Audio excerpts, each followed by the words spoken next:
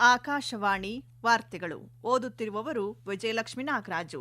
ಮುಖ್ಯಾಂಶಗಳು: ಸಂಸತ್ತಿನಲ್ಲಿ ವಿಪಕ್ಷಗಳಿಂದ ಮುಂದುವರಿದ ಗದ್ದಲ, ಉಭಯ ಸದನಗಳ ಕಲಾಪ ಮಧ್ಯಾಹ್ನ 2 ಗಂಟೆಗೆ ಮುಂದೂಡಿಕೆ. ಪ್ರತಿಪಕ್ಷಗಳ ಎಲ್ಲ ಪ್ರಶ್ನೆಗಳಿಗೆ ಉತ್ತರಿಸಲು ಸಿದ್ಧ ಕೇಂದ್ರ ಗೃಹ ಸಚಿವ ಅಮಿತ್ ಶಾ. ರಾಷ್ಟ್ರದ ಅಸ್ಮಿತೆಯನ್ನು ಬಲಪಡಿಸುವಲ್ಲಿ ರಾಷ್ಟ್ರೀಯ ಗೀತೆ ವಂದೇ ಮಾತರಂ ಪ್ರಮುಖ ಪಾತ್ರ, ಉಪರಾಷ್ಟ್ರಪತಿ ಸಿಪಿ ರಾಧಾಕೃಷ್ಣನ್. ಕೈಮಗ್ಗ ಕ್ಷೇತ್ರದಲ್ಲಿ ನಾವೀನ್ಯತೆ, ಆಧುನಿಕ ತಂತ್ರಜ್ಞಾನಕ್ಕೆ ಆದ್ಯತೆ ನೀಡುವಂತೆ ಕೇಂದ್ರ ಸಚಿವ ಗಿರಿರಾಜ್ ಸಿಂಗ್ ಕರೆ. ಹಾಗೂ Sinquefield cup chess tourney, ಉಜ್ಬೇಕಿಸ್ತಾನದ ಸಿಂದರೋವ್ ವಿರುದ್ಧ ಭಾರತದ ಗ್ರ್ಯಾಂಡ್ ಮಾಸ್ಟರ್ ಆರ್ ಪ್ರಜ್ಞಾನಂದ್ಗೆ ಗೆಲುವು. ವಾರ್ತೆಗಳ ವಿವರ. ಸಂಸತ್ತಿನ ಉಭಯ ಸದನಗಳಲ್ಲಿ ಇಂದು ಕೂಡ ವಿಪಕ್ಷಗಳ ತೀವ್ರ ಗದ್ದಲ ಹಾಗೂ ಮಾತಿನ ಚಕಮಕಿ ನಡೆದಿದ್ದು, ಕಲಾಪಗಳನ್ನು ಮಧ್ಯಾಹ್ನ 2 ಗಂಟೆವರೆಗೆ ಮುಂದೂಡಲಾಗಿದೆ. ನೀಟ್ ಪ್ರತಿಭಟನಾಕಾರರ ಮೇಲಿನ ಪೊಲೀಸ್ ಕ್ರಮದ ಕುರಿತು ಕೇಂದ್ರ ಗೃಹ ಸಚಿವ ಅಮಿತ್ ಶಾ ಅವರು ಸದನಕ್ಕೆ ಆಗಮಿಸಿ ಸ್ಪಷ್ಟತೆ ನೀಡಬೇಕೆಂದು ಆಗ್ರಹಿಸಿ ಲೋಕಸಭೆಯಲ್ಲಿ ವಿಪಕ್ಷಗಳ ಸಂಸದರು ನಿರಂತರ ಘೋಷಣೆ ಕೂಗಿದರು. ಗೃಹ ಸಚಿವರು ವಿಸ್ತೃತ ಚರ್ಚೆಗೆ ಸಿದ್ಧರಿದ್ದಾರೆ ಎಂದು ಸರ್ಕಾರ ತಿಳಿಸಿದರೂ ಗದ್ದಲ ಶಮನವಾಗದ ಹಿನ್ನೆಲೆಯಲ್ಲಿ ಲೋಕಸಭಾಧ್ಯಕ್ಷ ಓಂ ಬಿರ್ಲಾ ಕಲಾಪವನ್ನು ಮಧ್ಯಾಹ್ನಕ್ಕೆ ಮುಂದೂಡಿದರು. ಇದಕ್ಕೂ ಮುನ್ನ ಲೋಕಸಭೆಯಲ್ಲಿ ರಾಷ್ಟ್ರೀಯ ಸಹಕಾರ ಅಭಿವೃದ್ಧಿ ನಿಗಮ ತಿದ್ದುಪಡಿ ವಿಧೇಯಕ 2026 ಹಾಗೂ ಕೇರಳ ರಾಜ್ಯದ ಹೆಸರನ್ನು ಕೇರಳಂ ಎಂದು ಬದಲಾಯಿಸುವ ವಿಧೇಯಕಗಳನ್ನು ಧ್ವನಿಮತದ ಮೂಲಕ ಅಂಗೀಕರಿಸಲಾಯಿತು. ಮತ್ತೊಂದೆಡೆ ರಾಜ್ಯಸಭೆಯಲ್ಲಿ ಸಿಪಿಐಎಂ ಸಂಸದ ಜಾನ್ ಬ್ರಿಟ್ಟಾಸ್ ಅವರ ವಿರುದ್ಧ ಮಹಿಳಾ ಸದಸ್ಯೆಯೊಬ್ಬರು ನೀಡಿದ್ದಾರೆನ್ನಲಾದ ಆಕ್ಷೇಪಾರ್ಹ ಹೇಳಿಕೆ ಭಾರೀ ಗದ್ದಲಕ್ಕೆ ಕಾರಣವಾಯಿತು. ಈ ಮಾತು ತಮ್ಮ ಸಂಸ್ಕೃತಿಗೆ ಎಸಗಿದ ಅಪಮಾನ ಎಂದು ಬ್ರಿಟ್ಟಾಸ್ ಕಳವಳ ವ್ಯಕ್ತಪಡಿಸಿದರು. ಪ್ರತಿಯೊಬ್ಬ ಸದಸ್ಯರ ಸಂಸ್ಕೃತಿ ಮತ್ತು ಗೌರವವನ್ನು ಕಾಯ್ದುಕೊಳ್ಳುವುದು ಮುಖ್ಯವಾಗಿದ್ದು, ಆಕ್ಷೇಪಾರ್ಹ ಹೇಳಿಕೆ ಕುರಿತು ಚರ್ಚಿಸಲು ಸಂಬಂಧಪಟ್ಟವರನ್ನು ತಮ್ಮ ಕೊಠಡಿಗೆ ಕರೆಯಿಸುವುದಾಗಿ ಸಭಾಪತಿ ಸಿಪಿ ರಾಧಾಕೃಷ್ಣನ್ ತಿಳಿಸಿದರು. ಆದರೂ ಎರಡೂ ಕಡೆಗಳಿಂದ ಗದ್ದಲ ಮುಂದುವರೆದಿದ್ದರಿಂದ ರಾಜ್ಯಸಭೆ ಕಲಾಪವನ್ನು ಮಧ್ಯಾಹ್ನ 2 ಗಂಟೆವರೆಗೆ ಮುಂದೂಡಲಾಯಿತು. ಕಲಾಪ ಮುಂದೂಡಿಕೆಗೂ ಮುನ್ನ ಶಿಕ್ಷಣ, ಹಣಕಾಸು ಹಾಗೂ ರೈಲ್ವೆ ಸೇರಿದಂತೆ ವಿವಿಧ ಸಚಿವಾಲಯಗಳ ಪ್ರಮುಖ ವರದಿಗಳು ಮತ್ತು ಸಿಎಜಿ ವರದಿಗಳನ್ನು ಸದನದ ಮುಂದಿಡಲಾಯಿತು. ವಿದ್ಯಾರ್ಥಿಗಳ ಸಮಸ್ಯೆ ಸೇರಿದಂತೆ ಯಾವುದೇ ವಿಷಯದ ಕುರಿತು ಚರ್ಚೆ ನಡೆಸಲು ಹಾಗೂ ಸಂಸತ್ ಸದಸ್ಯರು ಎತ್ತುವ ಎಲ್ಲ ಪ್ರಶ್ನೆಗಳಿಗೆ ಉತ್ತರಿಸಲು ಕೇಂದ್ರ ಸರ್ಕಾರ ಸಂಪೂರ್ಣ ಸಿದ್ಧವಿದೆ ಎಂದು ಕೇಂದ್ರ ಗೃಹ ಸಚಿವ ಅಮಿತ್ ಶಾ ಹೇಳಿದ್ದಾರೆ. ಸಂಸತ್ ಆವರಣದಲ್ಲಿ ಸುದ್ದಿಗಾರರೊಂದಿಗೆ ಮಾತನಾಡಿದ ಸಚಿವರು, ಸರ್ಕಾರ ಎಲ್ಲ ವಿಷಯಗಳ ಕುರಿತು ಚರ್ಚೆಗೆ ಸಿದ್ಧವಾಗಿದೆ. ಈ ವಿಷಯದ ಕುರಿತು ಚರ್ಚೆ ನಡೆಸಲು ಪ್ರತಿಪಕ್ಷಗಳು ಮಧ್ಯಾಹ್ನ 2 ಗಂಟೆಯೊಳಗೆ ಸಭಾಧ್ಯಕ್ಷರಿಗೆ ನೋಟಿಸ್ ಸಲ್ಲಿಸಬಹುದು. ಇದರಿಂದ ಇಂದು ಮಧ್ಯಾಹ್ನ 3 ಗಂಟೆಗೆ ಚರ್ಚೆ ಆರಂಭಿಸಬಹುದು ಎಂದು ಹೇಳಿದ್ದಾರೆ. ಚರ್ಚೆ ಆರಂಭವಾದರೆ ತಾವು ಸದನದಲ್ಲಿ ಕುಳಿತು ಪ್ರತಿಯೊಬ್ಬ ಸದಸ್ಯರ ಮಾತನ್ನು ಆಲಿಸುವುದಾಗಿ ತಿಳಿಸಿದ ಅವರು, ಚರ್ಚೆ ಪೂರ್ಣಗೊಂಡ ಬಳಿಕ ನಾಳೆ ಮಧ್ಯಾಹ್ನ 3 ಗಂಟೆಗೆ ಚರ್ಚೆಗೆ ಉತ್ತರಿಸಲು ಸಿದ್ಧವಿರುವುದಾಗಿ ತಿಳಿಸಿದ್ದಾರೆ. ಪ್ರತಿಪಕ್ಷಗಳು ಸದನದ ಕಲಾಪ ನಡೆಯಲು ಅವಕಾಶ ನೀಡುತ್ತಿಲ್ಲ ಎಂದು ಆರೋಪಿಸಿದ ಸಚಿವರು, ಇಂತಹ ಗಂಭೀರ ವಿಷಯದ ಕುರಿತು ಸಂಸದೀಯ ನಿಯಮಾವಳಿಗಳ ಪ್ರಕಾರ ಚರ್ಚೆ ನಡೆಯಬೇಕು ಎಂದು ತಿಳಿಸಿದರು. ವಂದೇ ಮಾತರಂ ಗೀತೆ ಭಾರತದ ಸ್ವಾತಂತ್ರ್ಯ ಸಂಗ್ರಾಮಕ್ಕೆ ಪ್ರೇರಣೆಯಾಗಿದ್ದಲ್ಲದೆ ಇಂದಿಗೂ ರಾಷ್ಟ್ರದ ಅಸ್ಮಿತೆಯನ್ನು ಬಲಪಡಿಸುತ್ತಿದೆ ಎಂದು ಉಪರಾಷ್ಟ್ರಪತಿ ಸಿಪಿ ರಾಧಾಕೃಷ್ಣನ್ ಹೇಳಿದ್ದಾರೆ. ರಾಷ್ಟ್ರೀಯ ಗೀತೆಗೆ 150 ವರ್ಷ ತುಂಬಿದ ನೆನಪಿನಲ್ಲಿ ಸಂಸ್ಕೃತಿ ಸಚಿವಾಲಯವು ಆಯೋಜಿಸಿದ್ದ ಹರ್ ಘರ್ ತಿರಂಗಾ ಬೈಕ್ ರ್ಯಾಲಿಗೆ ದೆಹಲಿಯಲ್ಲಿ ಸಂಸತ್ ಸದಸ್ಯರೊಂದಿಗೆ ಹಸಿರು ನಿಶಾನೆ ತೋರಿ ಮಾತನಾಡಿದ ಅವರು, ವಂದೇ ಮಾತರಂ ಗೀತೆ ದೇಶಭಕ್ತಿಯನ್ನು ಜಾಗೃತಗೊಳಿಸಿ ಬ್ರಿಟಿಷ್ ಆಡಳಿತದ ವಿರುದ್ಧದ ಹೋರಾಟದಲ್ಲಿ ವಿಭಿನ್ನ ಪ್ರದೇಶ, ಭಾಷೆ ಮತ್ತು ಧರ್ಮಗಳ ಜನರನ್ನು ಒಂದಾಗಿ ಬೆಸೆದಿತ್ತು ಎಂದು ಸ್ಮರಿಸಿದರು. ಇದೇ ವೇಳೆ ಹರ್ ಘರ್ ತಿರಂಗಾ ಅಭಿಯಾನವನ್ನು ಜನಪರ ಚಳವಳಿ ಎಂದು ಬಣ್ಣಿಸಿದ ಅವರು, ಪ್ರತಿಯೊಬ್ಬ ನಾಗರಿಕನು ಹೆಮ್ಮೆಯಿಂದ ತ್ರಿವರ್ಣ ಧ್ವಜವನ್ನು ಹಾರಿಸುವ ಮೂಲಕ ದೇಶದ ಏಕತೆ ಹಾಗೂ ಸೇವಾ ಮನೋಭಾವವನ್ನು ಎತ್ತಿ ಹಿಡಿಯಬೇಕು ಎಂದು ಕರೆ ನೀಡಿದರು. ಮೇಜರ್ ಧ್ಯಾನ್ಚಂದ್ ಕ್ರೀಡಾಂಗಣದಲ್ಲಿ ಇಂದು ಬೆಳಗ್ಗೆ ಯುವ ವ್ಯವಹಾರಗಳು ಹಾಗೂ ಕ್ರೀಡಾ ಸಚಿವ ಡಾ ಮನ್ಸುಖ್ ಮಾಂಡವೀಯ ಹರ್ ಘರ್ ತಿರಂಗಾ ಸೈಕಲ್ ಯಾತ್ರೆಗೆ ಚಾಲನೆ ನೀಡಿದರು. ದೆಹಲಿ ವಿಶ್ವವಿದ್ಯಾಲಯದ ಮೈ ಭಾರತ್ ಸ್ವಯಂ ಸೇವಕರೊಂದಿಗೆ ಸಚಿವರು ಯಾತ್ರೆಯ ನೇತೃತ್ವ ವಹಿಸಿದರು.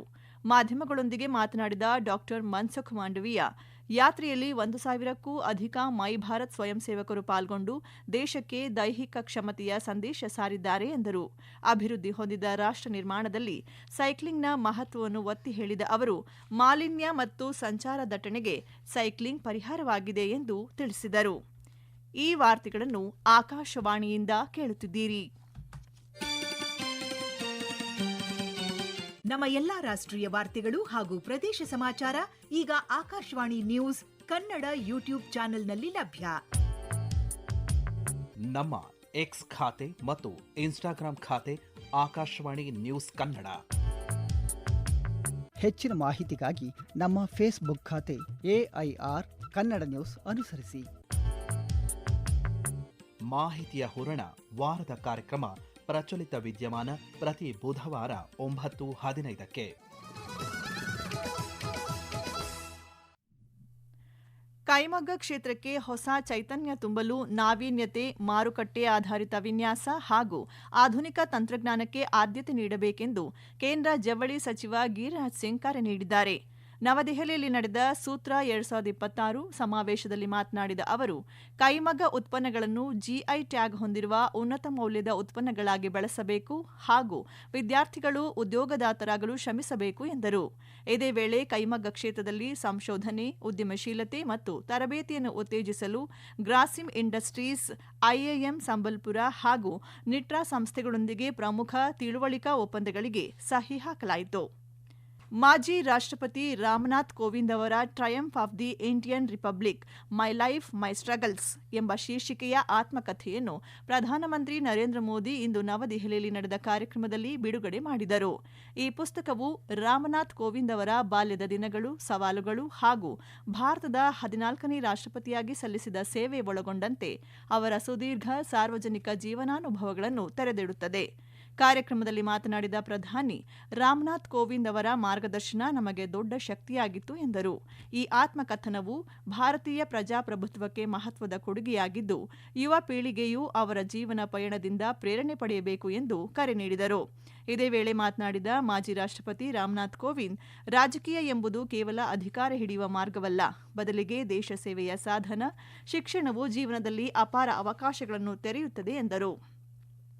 ಕೇಂದ್ರ ಗೃಹ ಮತ್ತು ಸಹಕಾರ ಸಚಿವ ಅಮಿತ್ ಶಾ ಅವರು ಇಂದು ಸಂಜೆ ವಿಡಿಯೋ ಕಾನ್ಫರೆನ್ಸಿಂಗ್ ಮೂಲಕ ಗ್ರಾಮೀಣ ಜ್ಞಾನ ಸೇತು ಆಪ್ ಅನ್ನು ಉದ್ಘಾಟಿಸಲಿದ್ದಾರೆ. ಗುಜರಾತ್ನ ಗಾಂಧಿನಗರ ಲೋಕಸಭಾ ಕ್ಷೇತ್ರ ವ್ಯಾಪ್ತಿಯಲ್ಲಿರುವ ಗ್ರಂಥಾಲಯಗಳನ್ನು ಪರಸ್ಪರ ಸಂಪರ್ಕಿಸುವ ಉದ್ದೇಶದಿಂದ ಈ ಆಪ್ ಅನ್ನು ಅಭಿವೃದ್ಧಿಪಡಿಸಲಾಗಿದೆ. ಮುಂಬೈನ ಘಾರ್ಕೋಪರ್ ಪ್ರದೇಶದ ವಸತಿ ಕಟ್ಟಡದ ಮೇಲೆ ಇಂದು ಮುಂಜಾನೆ ಸಂಭವಿಸಿದ ಭೀಕರ ಭೂಕುಸಿತದಲ್ಲಿ ಕನಿಷ್ಠ 6 ಜನರು ಮೃತಪಟ್ಟಿದ್ದು 4 ತೀವ್ರವಾಗಿ ಗಾಯಗೊಂಡಿದ್ದಾರೆ.